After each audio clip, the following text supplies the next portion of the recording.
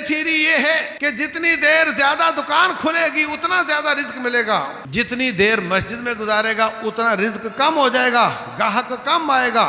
اللہ کا فرمان یہ ہے تفرغ لعبادتی املا صدرک غنن، میری عبادت کے لیے فارغ ہو، وقت نکال، میں تیرے سینے کو غنی کر دوں گا، واسد فقرک، تیری فقیری دور کر دوں گا۔ تیری تھیری یہ ہے کہ 1,00,000 میں سے 10,000 دیا تو 90 رہ گیا، رب واسطے دینے سے پیسہ کم ہو جاتا ہے۔ رب کا فرمان یہ ہے کہ ایسا نہیں ہوتا، ما نقصت صدقۃ من مال، صدقے سے مال کم ہوتا ہی نہیں ہے، بڑھ جاتا ہے۔ اسلامک اسکالر مفتی محمد یوسف تیبی حفظہ اللہ تعالی، فاضل مدینہ یونیورسٹی۔ اعوذ باللہ السمیع العلیم من الشیطان الرجیم،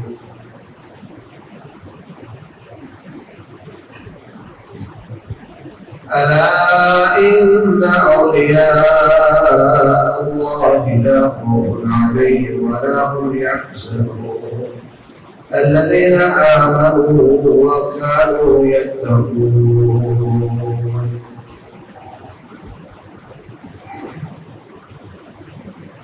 محترم سامعین اور سامعات، اللہ تبارک و تعالیٰ نے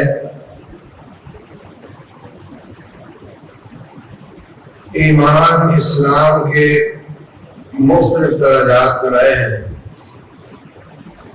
ہم سب کو سوچنا چاہیے کہ ہم اس کے کون سے درجے پر ہیں۔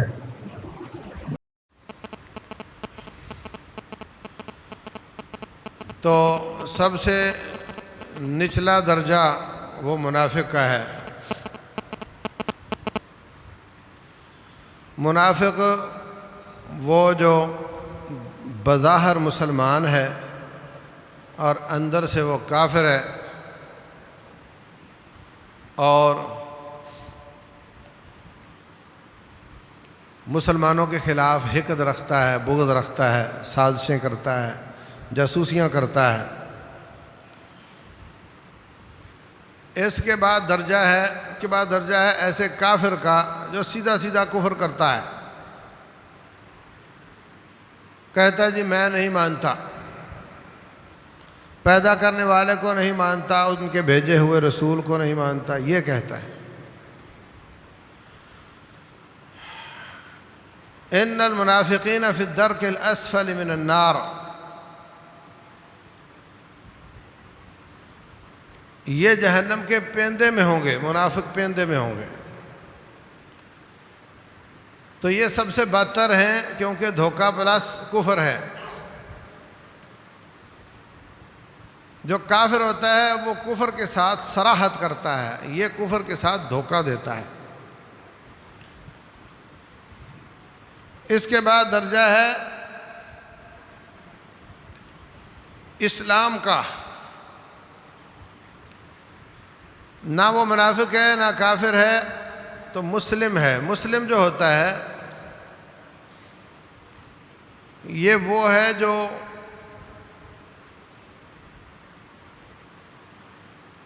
کلمہ پڑھتا ہے، نمازیں پڑھتا ہے، مسلمانوں کے ساتھ خیر خواہی رکھتا ہے، سازش نہیں کرتا، جاسوسیاں نہیں کرتا، مگر دیکھا دیکھی یا خوف سے یا لالچ میں کلمہ پڑا ہوا ہے، دل مطمئن نہیں۔ ایسا شخص آج نہیں تو کل درس و دروس میں بیٹھتا ہے، سمجھتا ہے، سمجھاتا ہے، تو اللہ تعالیٰ اس کے دل میں ایمان نصیب فرما دیتا ہے۔ قالت الاعراب آمنا، بدوی کہتے ہیں ہم ایمان لائے۔ قل لم تؤمنوا، اے نبی ان سے کہو تم ایمان نہیں لائے۔ ولکن قولوا اسلمنا، یہ کہو کہ ہم اسلام لائے۔ ولما يدخل الایمان فی قلوبکم، اس لیے کہ ابھی تک ایمان تمہارے دلوں میں نہیں گیا۔ منافق اس کے بھی دل میں ایمان نہیں اور اس کے اوپر ایمان ہے، نماز پڑھتا ہے، کلمہ پڑھتا ہے، بسا اوقات جہاد پر بھی جاتا ہے، اندر سے وہ سازشی ہے، اندر سے وہ کھوٹا ہے. اور مسلمان یہ بھی اوپر سے مسلمان ہے، نمازیں پڑھتا ہے، کلمہ پڑھتا ہے، مگر اس کے دل میں وہ والا ایمان نہیں. مقصد یہ کہ یہ سازشی بھی نہیں، مخالفت بھی نہیں کرتا، لیکن یہ کلمہ اس لیے پڑھتا ہے کہ اس کے بھائی مسلمان ہو گئے یا اس کی قوم مسلمان ہو گئی، یا اس لیے پڑھتا ہے کہ اس کو کوئی لالچ ہے، یا اس لیے پڑھتا ہے کہ مسلمانوں کی تلوار سے بچ سکے. مگر یہ سازشی نہیں، منافق سازشی ہے، جاسوس ہے. اسلام کے بعد پھر اوپر والا درجہ آتا ہے ایمان کا. ایمان کے درجے میں اس کا دل بھی مومن ہوتا ہے، اس کے اعضاء بھی نیک کام کرتے ہیں، اس کی زبان بھی کلمہ بولتی ہے.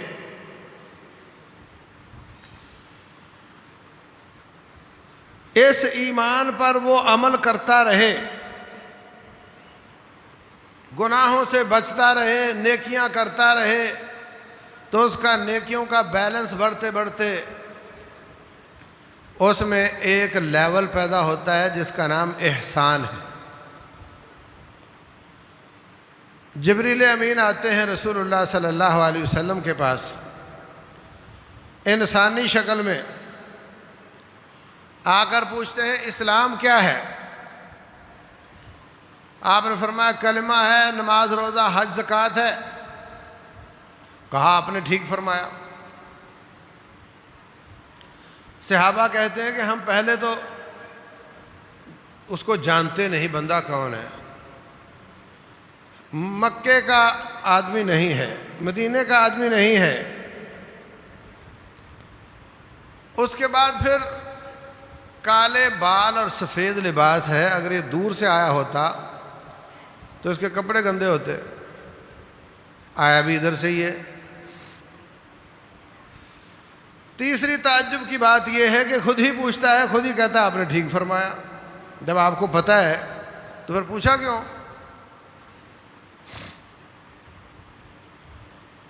پھر پوچھتا ہے کہ ایمان کیا ہے؟ آپ نے فرمایا ایمان باللہ ہے، ملائکہ ہے، کتب ہے، رسول ہے، آخرت ہے، اور جناب تقدیر پر ایمان ہے. کہتا جی آپ نے بالکل درست فرمایا. پھر کہتا ہے احسان کیا ہے؟ آپ نے فرمایا ایسے عبادت کرو کہ تم اللہ کو دیکھ کر عبادت کر رہے ہو. اور اگر یہ لیول پیدا نہ ہو تو پھر اتنا تو ہے کہ وہ تمہیں دیکھ رہا ہے. کہتا جی آپ نے بالکل درست فرمایا. تو یہ تین لیول، اسلام، پھر ایمان، پھر احسان، یہ الگ کہانی ہے کہ بسا اوقات ایمان سے مراد اسلام بھی ہوتا ہے اور بسا اوقات اسلام سے مراد ایمان بھی ہوتا ہے. ہمیں کوئی پوچھے تم کون ہو؟ میں مسلمان ہوں، تو مطلب مومن بھی ہوں. امیر المومنین کا معنی مسلمانوں کا امیر بھی، مومنوں کا بھی امیر. تو یہ ایک دوسرے کی جگہ پہ لفظ استعمال ہو جاتے ہیں، لیکن بنیادی فرق ان میں یہی ہے کہ ایک ہے نفاق، اس کے بعد کفر، اس کے اوپر اسلام، اس کے اوپر ایمان، اس کے اوپر احسان. تو جو اعلیٰ درجہ ہے وہ احسان کا ہے. ایک لفظ استعمال ہوتا ہے تقویٰ کا. تقویٰ وہ کیا ہے؟ اللہ تبارک و تعالیٰ سے ڈرنا یا مطلق بچنا. جو شخص ہر قسم کی شر سے بچنا چاہتا ہے، ہر قسم کی خیر سمیٹنا چاہتا ہے، یہ بھی ایک لیول ہے تقویٰ کا. اور وہ شخص جو مسلمان ہو چکا ہے اور اب نیکیاں کرے گا، برائیوں سے بچے گا، تو یہ تقویٰ ہے. نیکیاں کرے گا، برائیوں سے بچے گا، تو ایمان زیادہ ہوگا. تو گویا تقویٰ اس کا ایمان زیادہ کر رہا ہے. جب ایمان زیادہ ہوگا تو احسان کا مرتبہ ملے گا.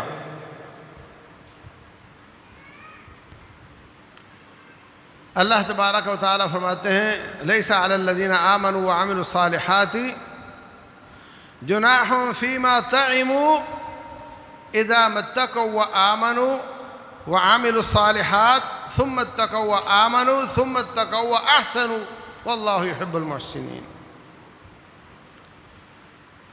احد کے میدان میں کچھ ایسے ساتھی شہید ہوئے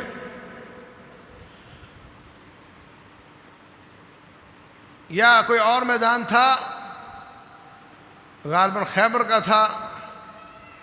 بہرحال مقصد یہ کہ شراب حلال تھی، حرام بعد میں ہوئی، اور ابھی کچھ لوگ شہید ہوئے اور ان کے پیٹ میں شراب تھی.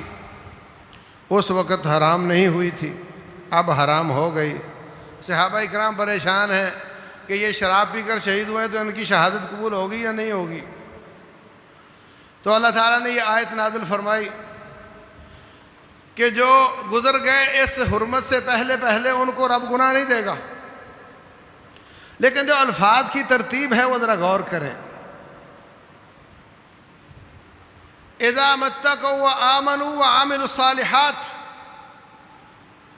بچنے کی طبیعت تھی تو ایمان لائے اور نیک کام کیے.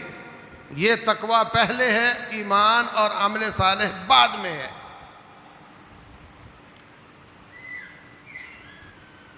ثم اتقوا وآمنوا ثم اتقوا وأحسنوا، پھر تقوی اختیار کیا تو ایمان اچھا کیا، پھر تقوی اختیار کیا تو احسان کے مرتبے پر فائز ہوئے. تو اس آیت میں تقوی ایمان میں اضافے کی ایک شکل ہے. نیکیاں کرنا، برائیوں سے بچنا، اسی سے تو ایمان بنتا ہے، اور یہی معنی ہے تقوی کا. تقوی کا مطلب برائیوں سے بچو، نیکیاں کرو،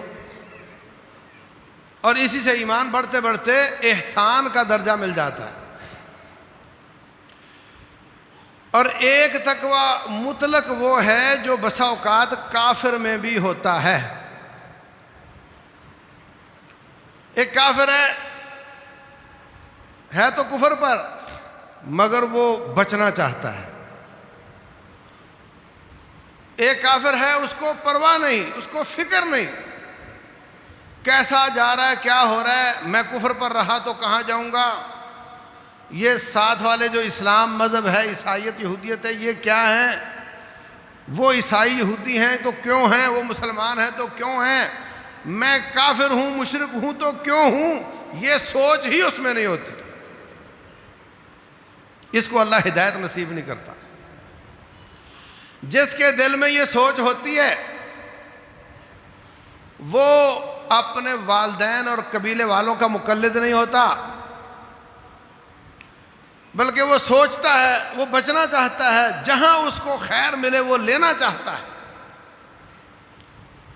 وہ کافر بھی ایک لیول کا تقوی والا ہوتا ہے. اللہ تعالیٰ فرماتے ہیں ھدی للمتقین، یہ تقوی والوں کے لیے ہدایت ہے. یہ ہدایت ہے تقوی والوں کے لیے. تقوی پہلے ہوگا تو ہدایت ملے گی. مدینہ میں میرے ساتھ ایک نوجوان پڑھتا تھا، عبداللہ اس کا نام تھا، ہندوستان سے تھا. کہتا ہے کہ میں ہندو تھا، غریب تھا، کسی مسلمان کے گھر میں ان کے بھینسوں کے باڑے میں یا کہیں ملازمت تھی. ان کا بزرگ فوت ہوا، انہوں نے نہلایا، خوشبو لگائی، سفید کپڑے پہنائے. تو میں نے کہا کہ اتنا پیسہ کیوں ضائع کر رہے ہو، مر گیا، بات ختم ہوئی، اس کو جلاؤ، بات ختم کرو. کہنے لگے یہ مر گیا مگر اس کا معاملہ ختم نہیں ہوا، ابھی یہ قبر میں جائے گا، اس کا حساب ہوگا، نیک نکلا تو جنت کی ہوائیں آئیں گی، برا ہوا تو جہنم کی آئیں گی. پھر یہ قبر سے نکلے گا، حشر آئے گا، وہاں حساب ہوگا. نیک ہوا تو جنت میں جائے گا، برا ہوا تو جہنم میں جائے گا۔ کہتا ہے میں کانپ اٹھا یہ سن کر کہ اس کے بعد بھی ایک زندگی ہے اور اس میں پھر حساب بھی ہے اور اس میں پھر سزا بھی ہے۔ کہتا تو میں مر گیا تو کیا ہوگا؟ میں نے کہا میں مر گیا تو کیا ہوگا؟ انہوں نے کہا تو سیدھا سیدھا جہنم میں جائے گا، اس لیے کہ تو ایمان نہیں لایا۔ کہتا ہے میں تو نہیں جانا چاہتا، میں تو آگ میں نہیں جانا چاہتا، میں کیسے بچ سکتا ہوں؟ تو وہ کہنے لگے کہ اس کی ایک ہی شکل ہے، ایمان لیا، کلمہ پڑھ لے۔ میں نے فوراً کلمہ پڑھ لیا۔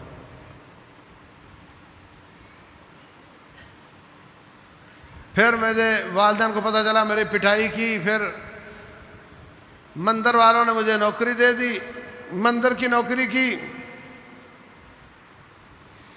پہلی تنخواہ ملی، کرائے کے پیسے جمع ہو گئے تو میں وہاں سے بھاگ نکلا، مدراس آ گیا، وہاں پہ جامعہ سلفیہ میں نے داخلہ لے لیا۔ لمبی کہانی ہے اس کی، مگر میرا بات کا مقصد یہ کہ دیکھو کفر سے اسلام کتنا قریب ہے اگر اس کے دل میں بچنے کی سوچ ہے۔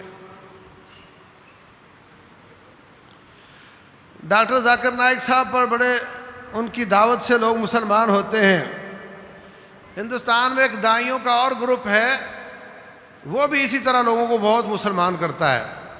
ڈاکٹر صاحب ان کو ملنے کے لیے چلے گئے ممبئی میں سمندر کنارے، کہنے لگے پتہ چلا آپ کی بھی بہت دعوت کا کام کر رہے ہو۔ بولے ہاں، آپ ادھر کھڑے ہو، یہ جو گھوم رہے ہیں نا، واک کر رہے ہیں صبح صبح، میں ان میں سے کسی نہ کسی کو مسلمان کر کے لاتا ہوں۔ پون گھنٹہ نہیں گزرا تو ایک آدمی آگے بولے مجھے کلمہ پڑھاؤ۔ یہ مچھلیوں کے تالاب میں جال کا حساب ہوتا ہے۔ آپ نے جال پھینکا، جو جس کے دل میں بچنے کی سوچ ہے، تقویٰ کا انیشل لیول اس میں ہے، وہ آپ کی بات پر کان دھرے گا اور وہ آ جائے گا، اور اس کا مسلمان ہونا ایسا ہی ہوتا ہے، گھنٹے بعد مسلمان، پون گھنٹے بعد مسلمان۔ لیکن جو سوچتا نہیں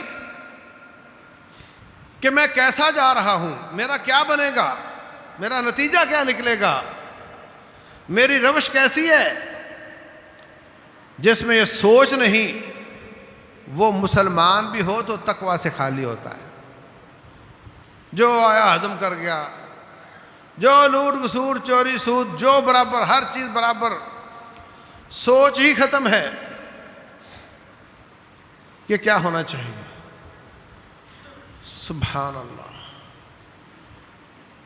اتنے معاملات الجھے ہوئے ہیں، اتنے لوگوں کے حقوق غصب ہو رہے ہیں کہ قیامت والے دن جب واپس آئیں گے تو ایک عجیب منظر ہوگا، سب کے حقوق واپس آئیں گے۔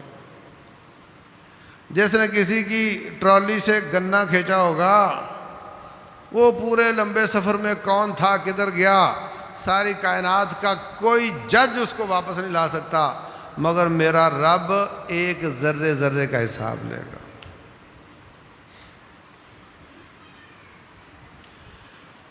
ہمارے اوپر بجلی کا کتنا بوجھ ہے، کس کس کو مفت میں یونٹ ملتے ہیں، اور کون کون چوری کرتا ہے۔ کائنات کا کوئی سسٹم ایسا نہیں جو تلاش کرے کہ تیرے بل پر کس کس کا بوجھ آیا ہے۔ میرا رب دودھ کا دودھ، پانی کا پانی کر دے گا۔ جس جس کا بوجھ جس جس پر ڈالا گیا ہوگا، خوش ہو جاؤ۔ آج بل بھرنے پڑتے ہیں، یہ سب کمیٹی ڈل رہی ہے آپ کی، یہ بی سی ہے، بی سی یہ ملے گی مرنے کے بعد۔ جن جن لوگوں کے بلوں کا بوجھ آپ پر آیا، سب کو دینے پڑیں گے، اور آپ اتنے خوش ہو گئے کہ کوئی بات نہیں، 4 دن پسینے میں یا تھوڑا مشکلات میں ہم نے بل بھر دیے، آج ہمیں ایک ایک نیکی کی ضرورت ہے، اور اتنا زیادہ بیلنس جمع ہو چکا ہے ہمارا، ہمیں آج مل رہا ہے، اور وہ بھی نیکیوں کی صورت میں۔ تو یہ مسلمان ہیں مگر تقویٰ نہیں ان میں، مسلمان ہیں مگر تقویٰ نہیں ہے، اللہ کا خوف نہیں ہے، کلمہ پڑھتے ہیں، بس اوقات نماز بھی پڑھتے ہیں، دکان پہ جا کے کم تولتے ہیں، ملاوٹ کرتے ہیں، دالوں میں پتھر نکل آتا ہے، دال اس میں پتھر ہوتے ہیں۔ جب پرانے طریقے سے دالیں بنتی تھیں تو پتھر آیا کرتے تھے، دیسی طریقے سے دال بنائی جاتی تھی۔ آج کل پروسیس کیا جاتا ہے بڑے بڑے مشینوں میں، وہاں پتھر کے آنے کا کوئی خاص امکان نہیں ہے، مگر باقاعدہ عورتوں کو پیسے دے کر 10 بوریاں دال کی تو 1 بوری پتھر کی وہاں پہ رکھی جاتی ہے، اور تنخواہ دے کر وہ پتھر اس میں مکس کروایا جاتا ہے، سب پکڑے جائیں گے۔ آپ نے کتنی دالیں، کتنے آٹے، کتنے گندمے، کتنے چاول خریدے، اس میں کتنی پتی میں کتنی چیزیں ڈلی ہوئی تھیں، وہ سب آپ کو دے کر ہی چھوٹیں گے۔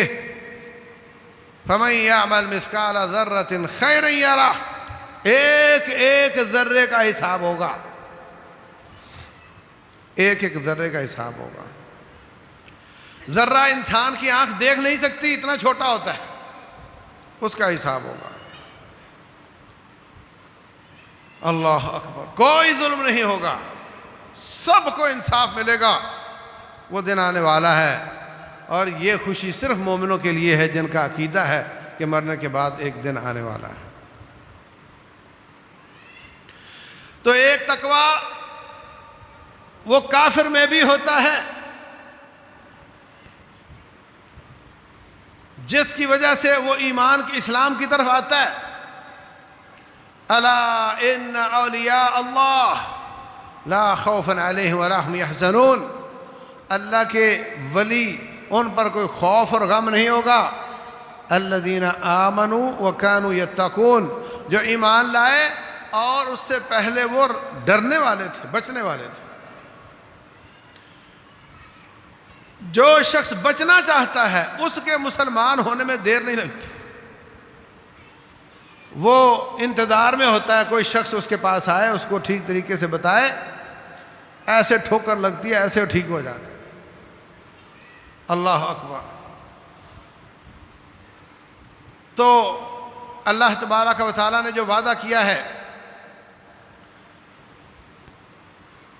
وَلَوْ أَنَّ أَهْلَ الْكِتَابِ آمَنُوا وَاتَّقَوْا لَكَفَّرْنَا عَنْهُمْ سَيِّئَاتِهِمْ وَلَأَدْخَلْنَاهُمْ جَنَّاتِ النَّعِيمِ،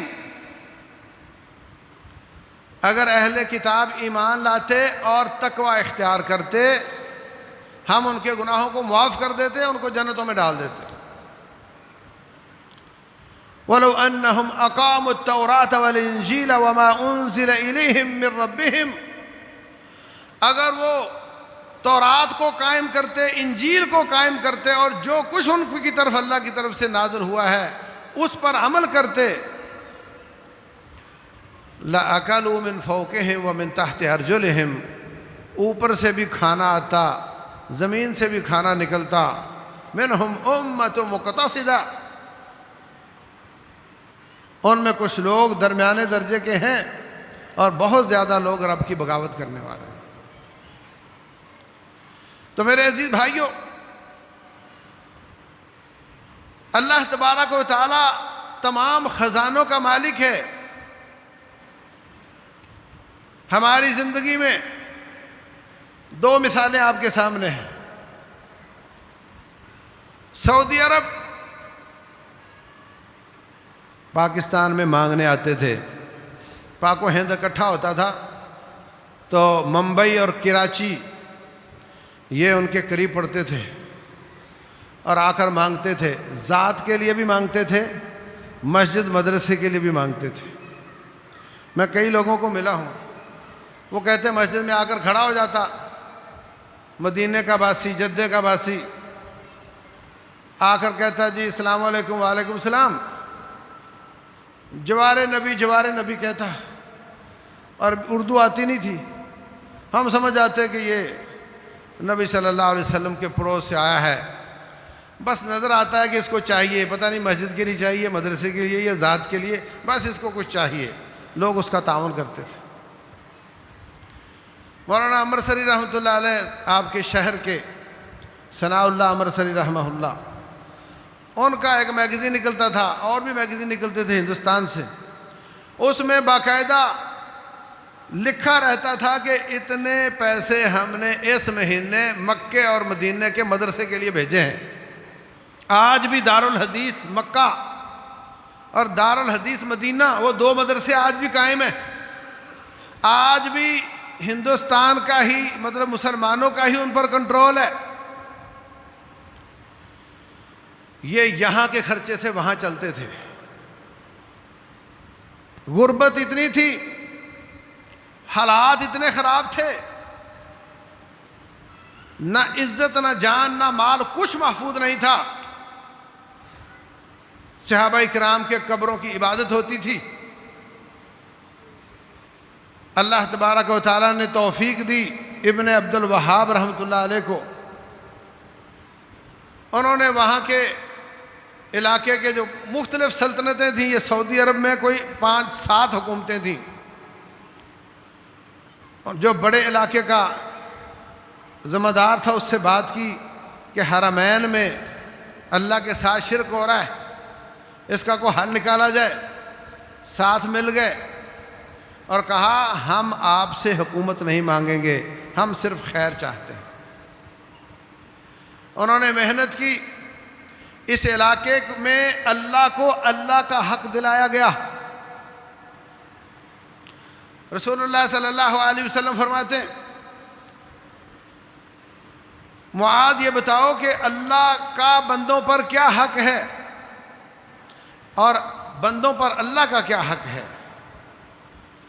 تو خود ہی بیان کیا، فرمایا حق اللہ علی العباد ان یعبدوہ ولا یشرکوا بہ شیئا، اللہ کا حق یہ ہے کہ صرف ایک اس کی عبادت کریں اور کسی کو شریک نہ ٹھہرائیں، اور بندوں کا حق اللہ پر یہ ہے، اللہ پر کوئی چیز واجب نہیں ہوتی مگر اس نے کمال شفقت کر کے اپنے اوپر اس بات کو واجب کیا ہوا ہے، اللہ یعذب من لا یشرک بہ شیئا، جو اللہ کے ساتھ شریک نہ ٹھہرائے اللہ تعالیٰ اس کو ہمیشہ کی جہنم نہیں دے گا۔ اللہ کا حق یہ ہے کہ اکیلے کی عبادت کی جائے، کوئی شریک نہ ہو۔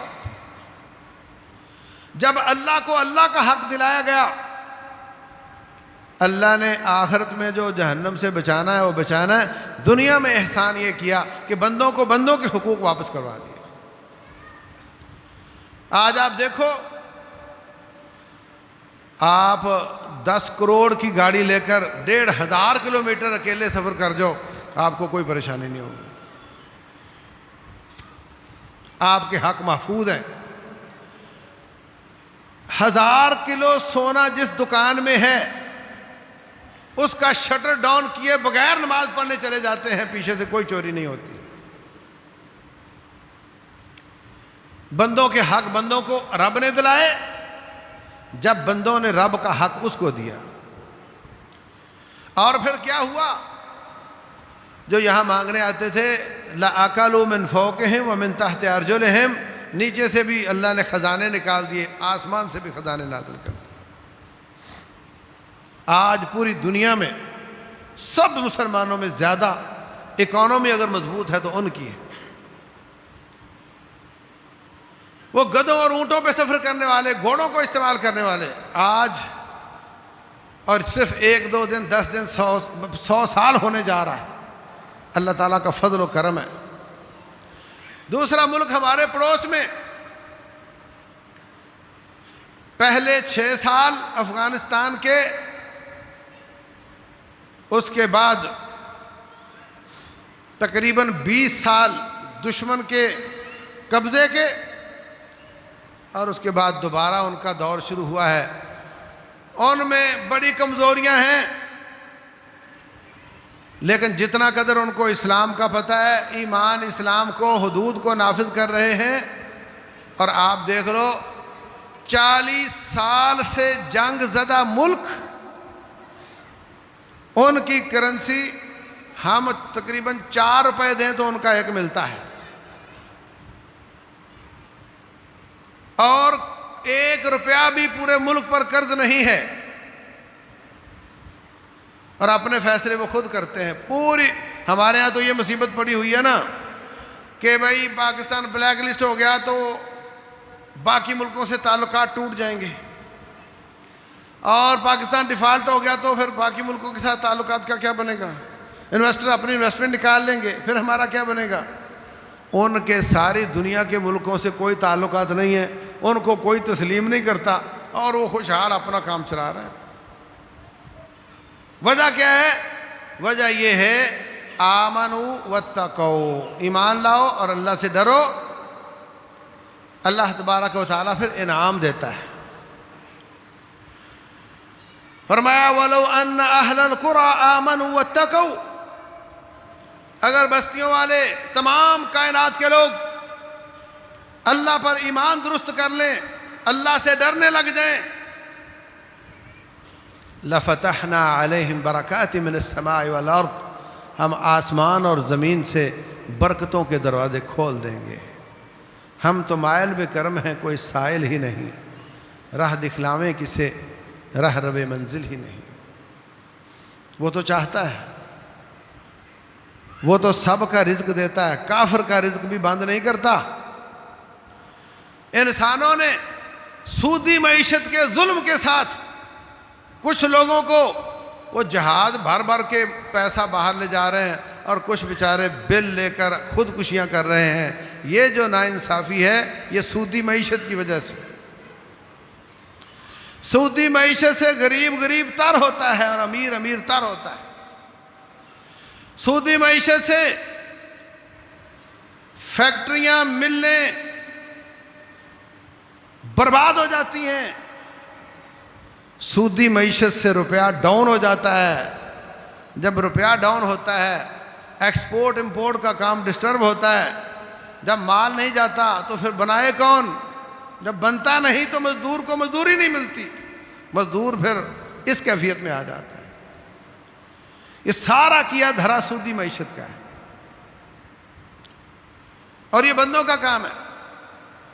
اگر ہم رب کے حق رب کو دینے لگ جائیں، بعض چیزیں ہم حکمرانوں پر ڈال کر خود خوش ہو کر بیٹھ جاتے ہیں کہ ان کا کام ہے.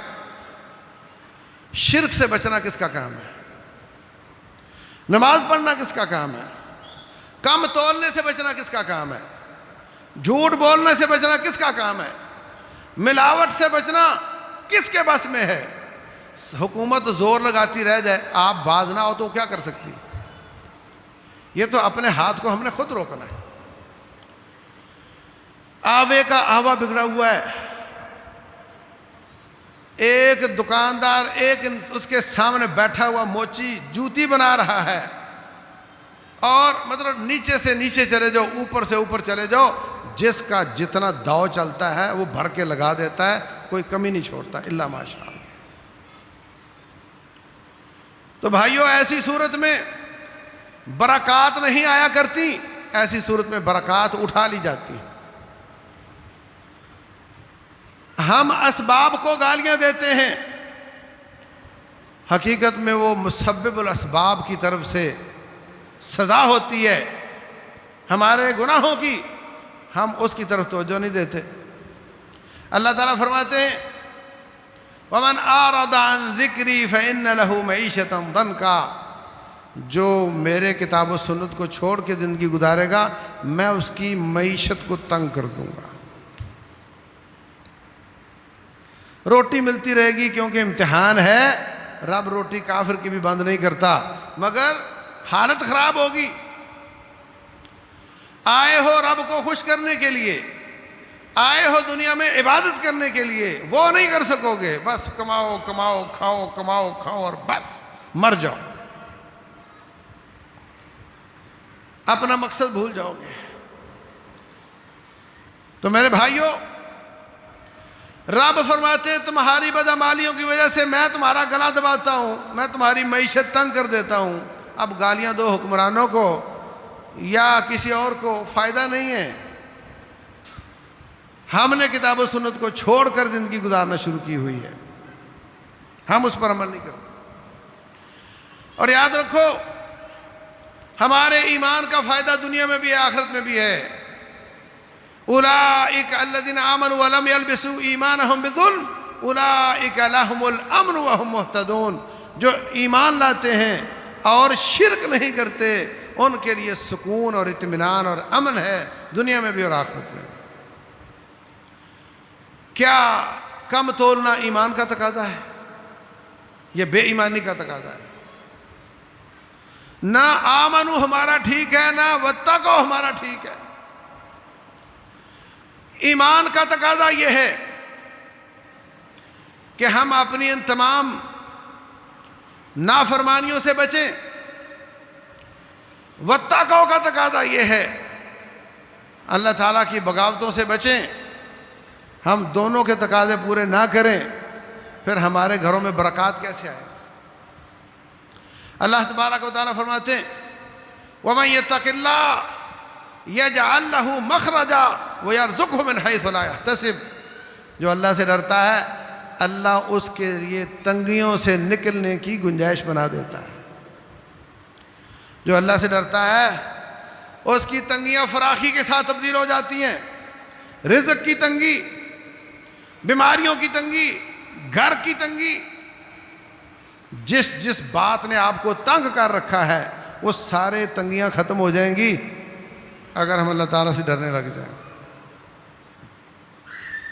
رب کا فرمان یہ ہے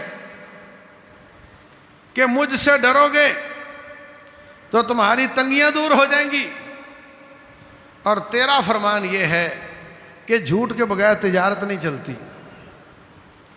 رب کی بغاوت کے بغیر تجارت نہیں چلتی، یہ تیرا فرمان ہے۔ کیا کریں جی، حالات اس طرح کے ہیں جی، مہنگائی اتنی زیادہ ہے، امانت داری کے ساتھ چلیں تو بچتا کچھ نہیں۔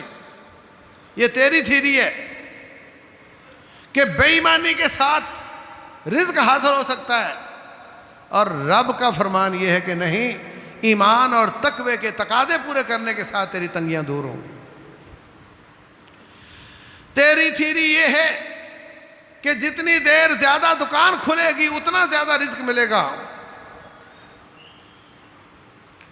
جتنی دیر مسجد میں گزارے گا اتنا رزق کم ہو جائے گا، گاہک کم آئے گا۔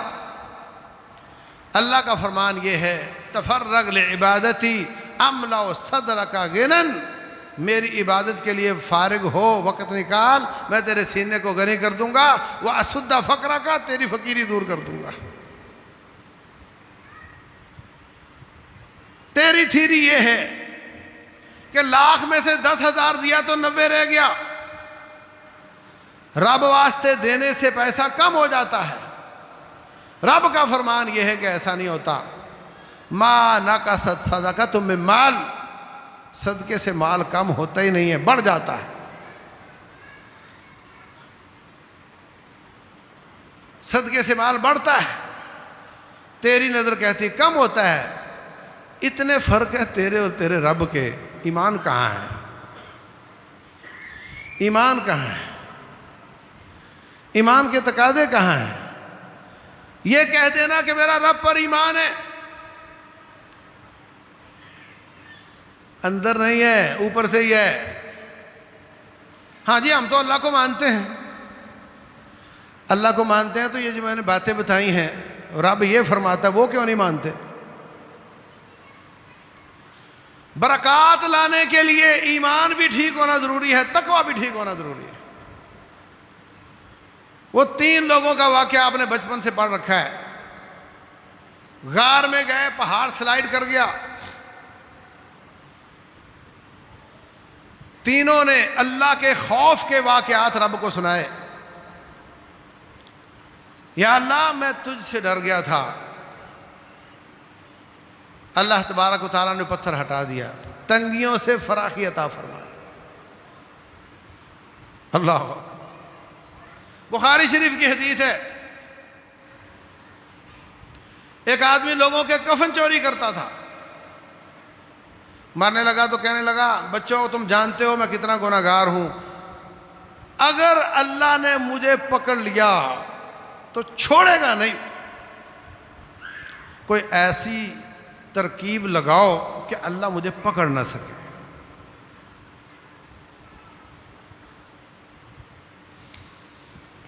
ہائے، مجھے جلا دینا، جلانے کے بعد چکی میں پیس دینا، پیسنے کے بعد کچھ راکھ دریاؤں میں کچھ ہواؤں میں اڑا دینا، کہاں سے اللہ تلاش کرے گا مجھے؟ کیونکہ اگر اس نے مجھے پکڑ لیا گا تو چھوڑے گا نہیں۔ اللہ تبارک و تعالیٰ نے ہواؤں کو کہا میری امانت واپس کرو، سمندروں کو کہا دریاؤں کو سب لاؤ، سب ذرے واپس آ رہے ہیں، جڑ رہے ہیں، اور جڑ کر اس کا ڈھانچہ بنا، اس میں روح آ گئی۔ اللہ فرمایا سنا، یہ تو نے وصیت کیوں کی تھی؟ کہتا ہے خشیتک یا رب، یا اللہ مجھے آپ سے ڈر آتا تھا کہ اگر آپ نے مجھے پکڑ لیا تو چھوڑے گا نہیں، میں بڑا ہی گناہگار ہوں، میں ڈر گیا تھا۔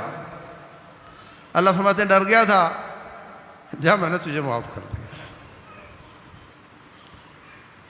یہ ڈر ہے۔ وَلِمَنْ خَافَ مَقَامَ رَبِّهِ جنتان، جو اللہ تعالیٰ کے سامنے کھڑا ہونے سے ڈر گیا ڈبل جنت ملے گی۔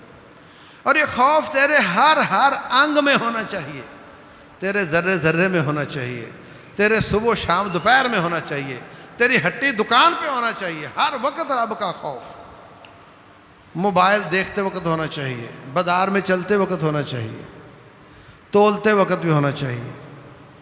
جب ہر وقت اللہ کو یاد رکھے گا، والذین اذا فعلوا فاحشة او ظلموا انفسهم ذکروا اللہ، جب ان سے کوئی گناہ کا کام ہو جاتا ہے، اپنی جان پہ ظلم کر بیٹھتے ہیں، اللہ کو یاد کرتے ہیں، اللہ یاد آ جاتا ہے، اس کا خوف آ جاتا ہے، فاستغفروا لذنوبہم، گناہوں کی معافی مانگتے ہیں، وَمَن يَغْفِرُ الذُّنُوبَ إِلَّا اللَّهُ، اللہ کے سوا معاف کون کر سکتا ہے؟ وَلَمْ يُصِرُّوا عَلَى مَا فَعَلُوا، اپنے کیے پر اصرار نہیں کرتے، گناہوں پہ گناہوں کو نہیں چڑھاتے، جتنا ہو گیا اتنا معاف کروا لیا، پھر شیطان نے کروا دیا، پھر معاف کروا لیا، وہ گناہوں پہ گناہ نہیں چڑھاتے اور اس پر اصرار نہیں کرتے، بلکہ اللہ سے ڈرتے رہتے ہیں۔ ایسے لوگوں کو رب ذوالجلال معاف بھی کرتا ہے اور ان کو ایسا صبر عطا فرماتے ہیں۔ اور صبر ایک ایسی نعمت ہے کہ کائنات میں اتنی بڑی نعمت ایمان اور اسلام کے بعد کسی کو نہیں ملی۔ جو خودکشیاں ہم دیکھ رہے ہیں یہ صبر کی کمی ہے۔ کچھ بھی ہو جائے، بھوک سے بندہ مر جائے، خودکشی سے بھی تو مرنا ہی ہے نا، بھوک سے مر جائے گا، اللہ کے نام لگ جائے گا، خودکشی کرے گا تو حرام موت مرے گا۔ یہ صرف صبر کی قلت اور قناعت کی قلت ہے۔ تو بھائیو، حالات اس طرح کے ہیں اور یہ پہلے دن سے نہیں ہے۔ آج سے آپ 20 سال پہلے کے اخبار دیکھ لو، 30 سال پہلے کے اخبار دیکھ لو، یہی لکھا ہوگا حالات بڑے خراب ہیں، مہنگائی بہت ہو گئی ہے، اور دیکھو ظالموں نے گھی 10 روپے کلو کر دیا ہے، کتنا بڑا ظلم ہو گیا ہے، یہی کچھ نظر آئے گا آپ۔ حالات کی خرابی اور کمزوری ہمارے اپنی بدعمالیوں کا نتیجہ ہے۔ ہم اپنی اصلاح کریں جو کر سکتے ہیں۔ حکمرانوں کی اصلاح ہم نہیں کر سکتے، ان کا رب کرے گا۔ انہوں نے بڑے گھپلے، بڑی کرپشن کی، ان کو رب پکڑے گا۔ ہم وہ دیکھیں جو ہم کر رہے ہیں، ہم اپنی اصلاح کریں۔ اور یہ جواز بنا لینا کہ چونکہ ساری دنیا کہہ رہی حالات بڑے خراب ہیں اور ساری دنیا کہہ رہی مہنگائی بہت ہے، پھر تو سب لوٹ گھسوٹ چلتا ہے نا، بھئی مجبوری میں تو حرام بھی چلتا ہے نا، یہ شیطان کا چکر ہے، اس سے بچو۔ یہ والی مجبوری وہ نہیں جس سے حرام ہو جاتا ہے حلال۔ اس مجبوری کا حل یہ اپنے آپ کو مینج کرو، اپنے آپ کو مینج کرو، اے سی نہیں پنکھے سے گزارا کرو، استری کے بغیر کپڑے پہننا سیکھو، ہفتے میں 2 دن سالن پکا لیا کرو، چٹنی کے ساتھ، لسی کے ساتھ، اچار کے ساتھ کھانا کھانا سیکھو۔ جب رب دیکھے گا وَلَوْلَا إِذْ جَاءَهُمْ بَأْسُنَا تَضَرَّعُوا، کیوں ایسا نہیں ہوا جب ہم نے ان کو سزا دی تو یہ گڑ گڑاتے، یہ روتے، یہ تھوتھنی ٹیڑھی کرتے، یہ سوری اور معذرت کرتے، ہم ان کو معاف کر دیتے۔ الٹا کرنا شروع کر دو، الٹا رب کی بغاوت زیادہ شروع کر دو۔ یاد رکھو 2005 کا زلزلہ آیا، بے شمار لوگوں نے رب سے لو لگا لیا، ان کو موت نظر آئی، وہ سیدھے ہو گئے، وہ نمازی ہو گئے، لیکن کتنے لوگ اللہ تعالیٰ سے اور زیادہ دور ہو گئے۔ ہمارے بھائی ان کو کہتے تھے نماز پڑھو، وہ کہتے تھے اللہ نے ہمارا گھر گرا دیا، ہم کیوں پڑھیں؟ سمجھ آئی بات کی؟ یہ امتحان ہوتا ہے جس کے بعد کچھ لوگ پچھلی کلاس میں چلے جاتے ہیں، کچھ لوگ اگلی کلاس میں چلے جاتے ہیں۔ اس امتحان میں وہ فیل ہو جائے گا جو حالات کا رونا رو کے حرام کو حلال کرنے لگ جائے گا۔ بجلی کا بل بہت آتا، جی کنڈا لگا لو، جی میٹر خراب کر دو، جی ایسا نہیں کہ میں اپنے اخراجات کم کر لوں۔ اور جو لوگوں کا بوجھ ہم پر ڈال رہے ہیں ان کو رب پوچھے گا اور ہمیں وہ سب ملے گا، انشاءاللہ ملے گا، ہماری کمیٹی ڈل رہی، فکر نہیں کرو۔ لیکن اس کا تقاضا یہ نہیں کہ ہم بغاوت میں آگے بڑھیں، اس کا تقاضا یہ ہے کہ ہم گڑ گڑائیں۔ پیدا کرنے والا، سزائیں دینے والا وہ خود کہہ رہا ہے وَلَوْلَا إِذْ جَاءَهُمْ بَأْسُنَا تَضَرَّعُوا، کیوں ایسا نہیں ہوا کہ جب ہم نے ان کی پٹائی کی تو یہ گڑ گڑاتے، روتے، معذرت کرتے، ہم ان کو معاف کر دیتے۔ یہ پیدا کرنے والا چاہتا ہے۔ اس طرف آؤ، اپنی اپنی شر کو روکو، اپنی اپنی عادات کو ٹھیک کرو۔ رب ذوالجلال دیکھے کہ میرے بندوں نے اصلاح کر لی ہے، پھر اللہ تعالیٰ اپنی سزائیں بھی واپس لے لے گا اور برکات سے نوازے گا۔ اللہ تعالیٰ سمجھنے اور عمل کرنے کی توفیق دے۔ واللہ اعلم، وصلی اللہ وسلم وبارک علی نبینا محمد۔